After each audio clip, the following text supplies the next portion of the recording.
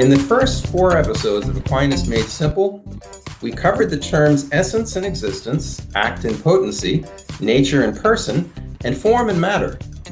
We mentioned last time that all things are made from matter, through which form differentiates one being from another. Before delving into some of Aquinas' teachings, let's look at 2 more basic metaphysical terms, substance and accidents. In short, a substance is something that exists in itself, whereas accidents are the dependent, non-essential properties. Accidental properties are a thing's color, weight, size, texture, and so on.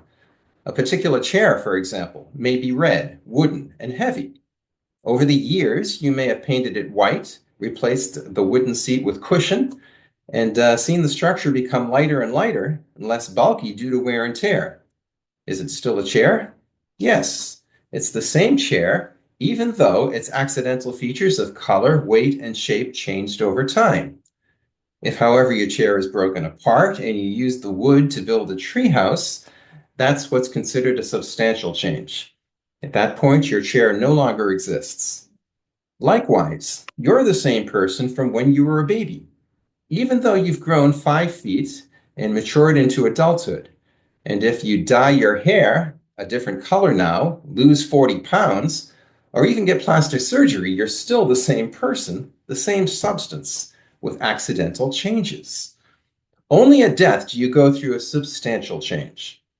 Therefore, substance is the enduring whatness or inner reality of a thing regardless of its changeable properties. And accidents are its properties or attributes like the redness of your chair and the color of your hair. This is the rationale behind the Catholic dogma of transubstantiation. Trans means change, and substantiation means of substance. Transubstantiation, change of substance. When the priest or bishop says the words of consecration, the substance of the unleavened bread and wine on the altar literally become Jesus, while the accidents remain the same. The sacred host still feels like bread, tastes like bread, and has all the accidental properties of bread.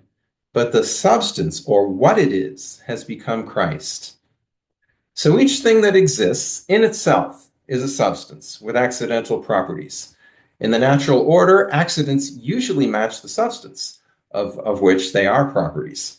But since substance and accidents are distinguishable, transubstantiation is a supernatural miracle, not a logical impossibility.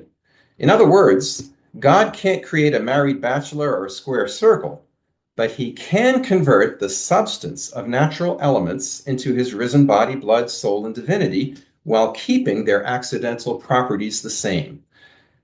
That's what Jesus established at the Last Supper. Until next MAS, Aquinas Made Simple, ponder on.